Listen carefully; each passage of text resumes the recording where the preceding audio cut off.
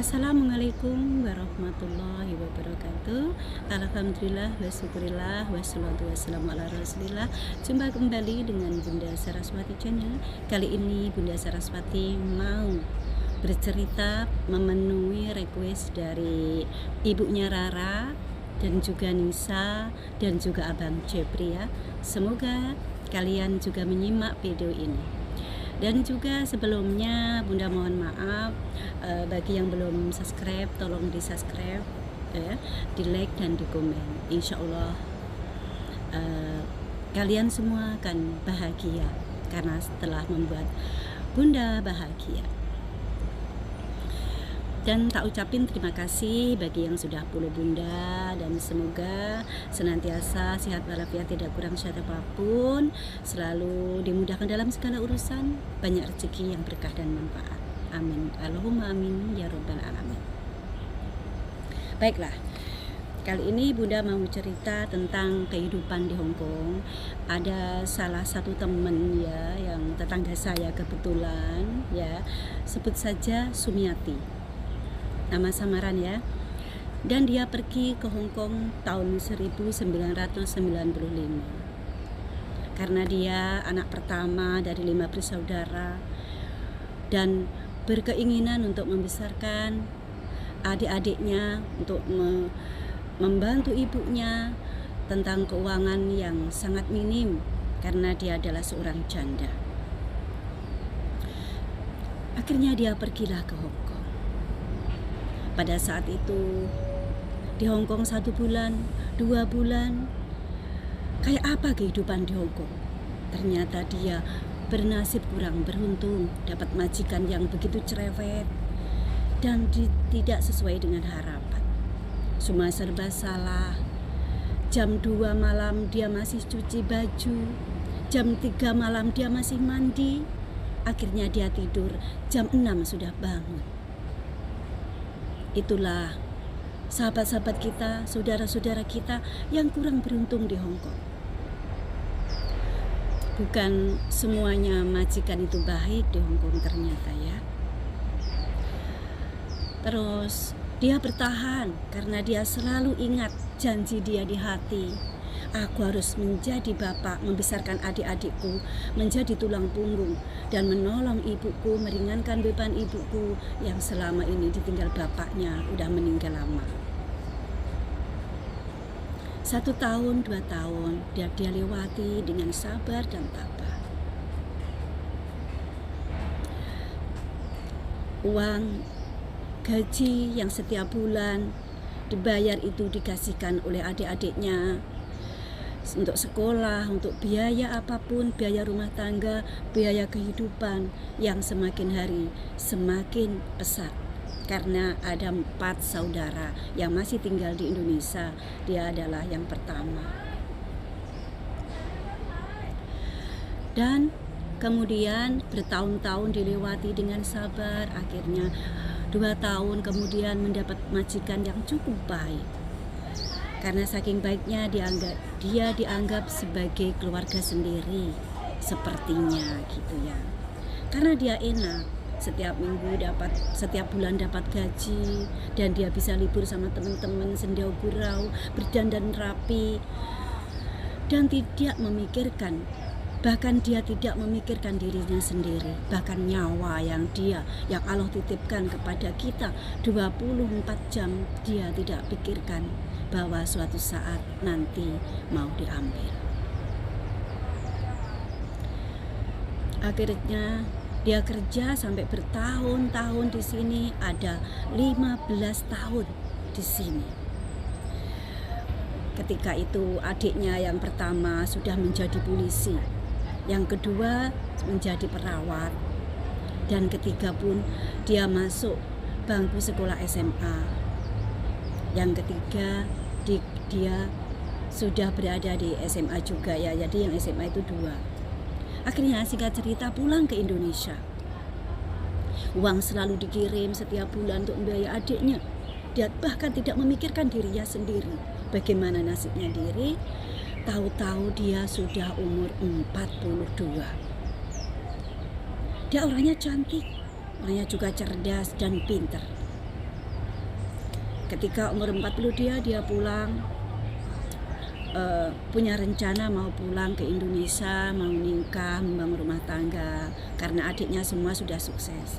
Bahkan adiknya yang pertama dan kedua sudah nikah, ya, sama orang yang berpendidikan juga. Pokoknya hidupnya itu sudah serba enak, anak adiknya yang pertama dan yang kedua. Ketika pulang, dia memutuskan mau putus kontrak, mau pulang terus ke Indonesia. Ternyata apa? Mengenaskan sekali nasibnya. Ketika pulang, adik-adiknya tidak mengakui bahwa itu adalah kakaknya. Mengakui sih mengakui, mengambil sih memanggil kakak, tapi tidak menghiraukan sama sekali tentang penderitaan yang berada di Hong Kong. Adik-adiknya itu seakan-akan malu punya kakak yang jadi pembantu di rumah tangga di Hong Kong. Kenapa dia begitu? Karena pertama, dia kurang didikan agama. Yang kedua, dia selalu dikasih uang tanpa kasih sayang. Kasih sayang seorang ayah, seorang ibu sangat menentukan untuk kita. Dan juga bahkan seorang kakak harus kasih sayang kepada adik-adiknya, dirangkul sebagai saudara. Tapi mungkin ya karena pergaulan juga, bahkan dia disekolahkan tinggi, ternyata setelah pulang dia minta tolong, dia berbaring sakit masuk di rumah sakit. Ternyata waktu itu tidak ada yang menjenguknya, satu orang pun adik-adiknya tidak ada yang menjenguknya, kecuali ibunya dan anak ragil yang memperhatikan dia. Singkat cerita, akhirnya dia kembali lagi ke Hong Kong setelah sembuh dari penyakitnya. Dia berdoa kepada Allah, "Ya Allah, berilah aku kesembuhan. Aku ingin mempertahankan hidupku, ingin berjuang lagi di Hong Kong untuk mencari nafkah, untuk mencari tabunganku di masa depan." Bahwa dia selama ini lupa, bahwa dia tidak nabung. Dia sendiri tidak memikirkan, yang dipikirkan cuma adiknya, keluarganya, ibunya. Ternyata hasilnya nihil. Ternyata kebahagiaan tidak didapat dari situ, sayang. Kebahagiaan seseorang bukan didapat dari situ. Kebahagiaan seseorang itu didapat dari ketenangan hati, ketenangan jiwa. Mendekatkan diri kepada Allah, itu yang lebih utama. Karena kalau kita mendekatkan diri kepada Allah, hati kita merasa tenang. Karena apa? Nyawa yang kita miliki 24 jam satu hari dipantau oleh Allah. Flashback ke cerita ya. Akhirnya si Sumiati pergi lagi ke Hong Kong tahun 2016. Tahun 2016 pergi lagi ke Hong Kong karena di Indonesia tadi sudah 6 tahun kurang lebih. Dia sudah umur 48, pergi lagi ke Hong Kong. Akhirnya dibenahi hidupnya. Dia belajar nabung, 1 bulan, 2 bulan ditabung. Akhirnya singkat cerita sukses sampai 2 tahun dia punya tabungan 200 juta. Tanpa dikirim ke anak, karena nggak punya anak ya, tanpa dikirim ke keluarga, ke ibunya, karena ibu waktu itu sudah meninggal selama dia berada di Hong Kong 1 tahun, ibunya meninggal. Terus dia bagaimanapun juga akhirnya dia sekolah agama di Hong Kong, mendekatkan diri kepada Allah dan pergi ke halaqah. Setiap minggu libur itu digunakan sebaik mungkin dia belajar Iqra. Jilid 1, jilid 2 sampai jilid 6, akhirnya dia bisa mengaji pelan-pelan. Akhirnya dia ingat Pak Ustadz bilang, kita harus kasih sayang kepada keluarga, kasih sayang kepada saudara-saudara. Apalagi kalau ibu, ayah sudah nggak ada, kita harus rukun sama keluarga. Karena itulah nanti yang menentukan kita diterima amalnya atau enggak di dunia. Selain kita sholat dan punya amalan untuk diri sendiri, itu juga akan pertahankan, karena bagaimanapun juga doa saudara dibawa sampai mati. Kalau saudara tidak pernah hilang sampai mati pun, sampai akhirat pun dibawa. Apalagi saudara laki-laki, dia tanggung jawab akan kakaknya. Kalau kakaknya nggak berjilbab, ibunya nggak berjilbab, adik laki-laki itu yang ditanggung. Anak yang laki-laki itu yang dimintai tanggung jawab. Maka dia ingat semua itu, dia ingat pesan-pesan dari Ustadz. Akhirnya dia nelpon adiknya, dan nelpon adik-adiknya, semuanya ditelepon satu persatu. Adiknya sudah punya anak, dan panggil Sumiati itu kan Budi. Jadi pertama telepon dia mengucapkan, bagaimana keadaanmu setelah uluk salam ya, bagaimana ceritamu sekarang, kelas berapa, dia sudah umur berapa. Pertama-tama dia baik, dia silaturahmi dijalin baik. Ketika telepon yang ketiga kali, itu keponakannya minta hadiah dari Hong Kong. Terus dia bilang, Bude sekarang, maaf ya nak, Bude sekarang mau menyimpan uang, jadi nanti kalau pulang aja, karena Bude nggak mau paket-paket, Bude mau nyimpan uang aja, nanti kalau pulang Bude kasih untuk kamu, ada hadiah. Apa dia jawaban sang anak? Bude jahat, Bude tidak memikirkan saya, Bude nggak usah telepon saya, nggak usah kalau pulang menjenguk, datang ke rumah ini Bude, nggak diterima sama ayah dan ibu, karena Bude itu katanya bapak jahat. Ayah itu pernah bilang karena bapak itu, Bude itu jahat.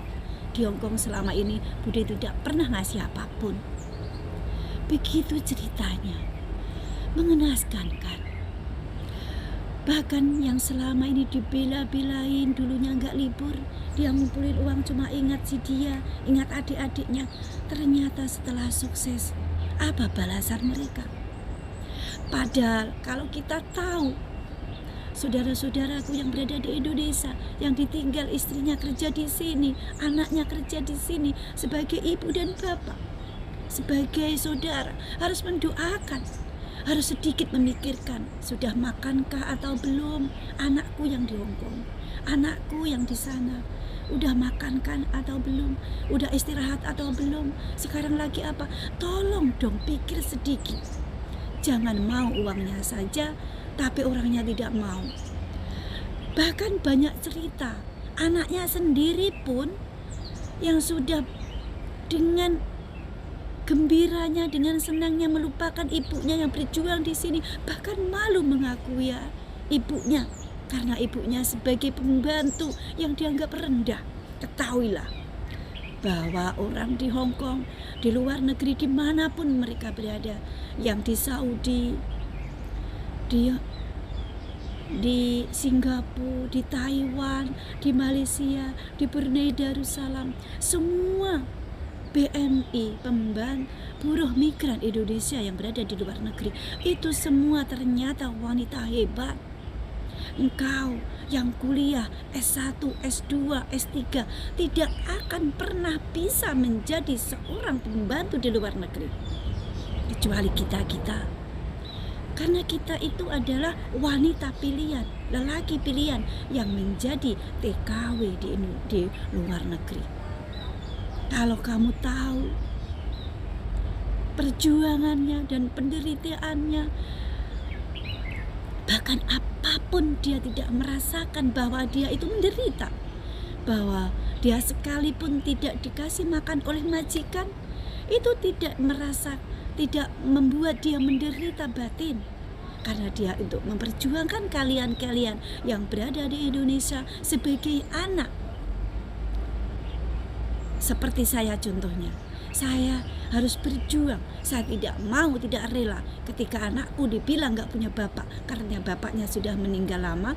Bahkan saya rela menjadi seorang bapak dan seorang ibu. Tapi alhamdulillah, sekarang saya sudah menikmati semua apa yang aku tanam. Anak-anakku sayang padaku. Bahkan Anak cucuku, mantuku semua baik padaku. Aku cukup bersyukur kepada Allah. Flashback ke cerita, jadi orang TKW di Indonesia, di Hong Kong itu tidak mudah. Jadi buruh migran Indonesia yang berada di Hong Kong, singkatan dari BMI, itu tidak mudah. Dia rela, dia nyawa pun diikhlaskan sekalipun diambil oleh Allah. Dia tidak merasa dianiaya oleh siapapun, tidak merasa didolimi sama siapapun. Padahal cukup perjuangannya, cukup didolimi oleh majikan. Kita harus adaptasi, kita tata bahasa, kita juga harus jadi orang yang mandiri.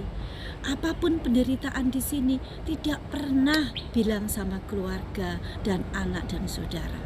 Bahkan kalau engkau tahu mungkin memakan duit $1 pun dari saudara-saudaramu yang berada di Hong Kong, kamu tidak akan bisa menelan.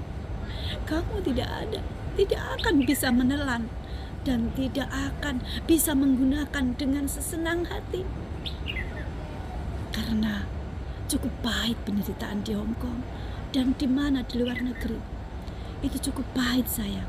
Pertama, korban perasaan itu pasti, dan jauh dari keluarga itu menderita batin. Coba bayangkan kalau engkau berada di sini yang jauh anak, jauh saudara, satu hari kamu kerja di sini, kayak apa pikiran kita? Bahkan banyak teman-teman kita, saudara-saudara kita yang gugur di sini, meninggal di sini, yang sakit paru-paru, liver, dan juga kanker stadium 3, stadium 4, stadium 5, akhirnya pulang meninggal. Itu karena perjuangan yang diberikan kepada kalian semua dengan ikhlas, dengan senang hati. Makanya aku mohon, perhatikan saudara-saudaramu yang berada di Hong Kong, di luar negeri, dimanapun mereka berada. Jangan sia-siakan selagi dia masih punya kesempatan untuk hidup. Bahagiakan mereka, bahagiakan mereka. Telepon mereka, tanya mereka bagaimana keadaannya, sudah makan atau belum. Dia akan senang hati. Apalagi waktu kita bulan puasa di sini, selalu ingin mendengar kabar dari Indonesia. Itulah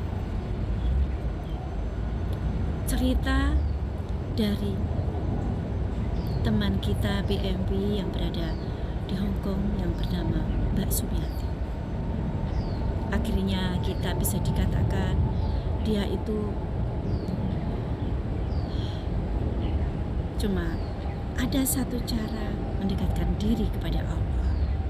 Karena kalau kita sudah mendekatkan diri kepada Allah, apapun masalah, apapun rintangan, kita anggap ini tidak ada. Karena kita cuma kecil. Walaupun dunia yang hilang itu akan merasa ringan dan ikhlas, ridho. Karena apa? Apapun yang kita dapatkan di dunia ini, semua, walaupun kita punya segala-galanya, punya mobil, punya rumah baik, itu sebenarnya cuma setetes air. Dan kalau hilang pun, kalau diambil oleh Allah pun, kita akan ikhlas dan rela, karena itu cuma barang yang setetes. Semoga kita semua bisa mengambil hikmah dari cerita Bunda yang ini. Masih banyak lagi cerita para BMI yang kurang beruntung. Akhir cerita, si Sumiati pulang. Sekarang pulang ke Indonesia, berada di Indonesia, membuka bisnis kecil-kecilan. Sekarang hidup damai. Konon ceritanya udah nikah sama orang duda yang baik hati. Alhamdulillah, perjuangan tidak akan sia-sia. Akhirnya dia bahagia di tengah-tengah keluarga yang retak, ya, yang kasih sayangnya kurang, yang dia dapatkan kurang. Akhirnya ada seorang duda yang sudah punya anak cucu, yang sudah berumah tangga semuanya, akhirnya ingin segera meminang Sumiati hidup bahagia bersama beliau. Maka jangan enggan berbuat baik. Sekecil apapun perbuatan kita akan dibalas oleh Allah. Akhirnya, akhir cerita, si Sumiati bahagia dengan seseorang, katakan saja Pulan ya, dengan membina rumah tangga yang rukun, damai, bahagia, cuma ingin semata-mata mencari ridho dari Allah Subhanahu wa Ta'ala. Oke, kurang lebihnya cerita ini memang fakta adanya. Saya tidak mengada-ngada, tapi saya tidak bisa menyebutkan nama dan alamatnya. Pokoknya tetangga saya. Ya, ambil hikmah dari semua ini. Pokoknya hikmahnya itu kita harus mendekatkan diri kepada Allah. Anak, saudara, semuanya cuma titipan. Kalau sewaktu-waktu kita oleh Allah direnggangkan kembali kepada Allah,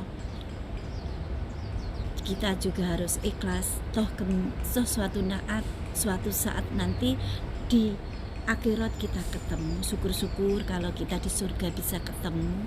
Kita memohon kepada Allah semoga kita dipertemukan di surga nanti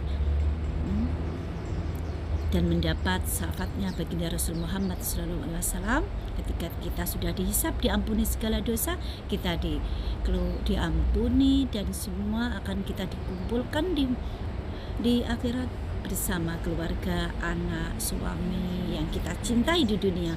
Sesungguhnya siapapun yang kita cintai di dunia, di akhirat bakal ketemu, di surga bakal ketemu.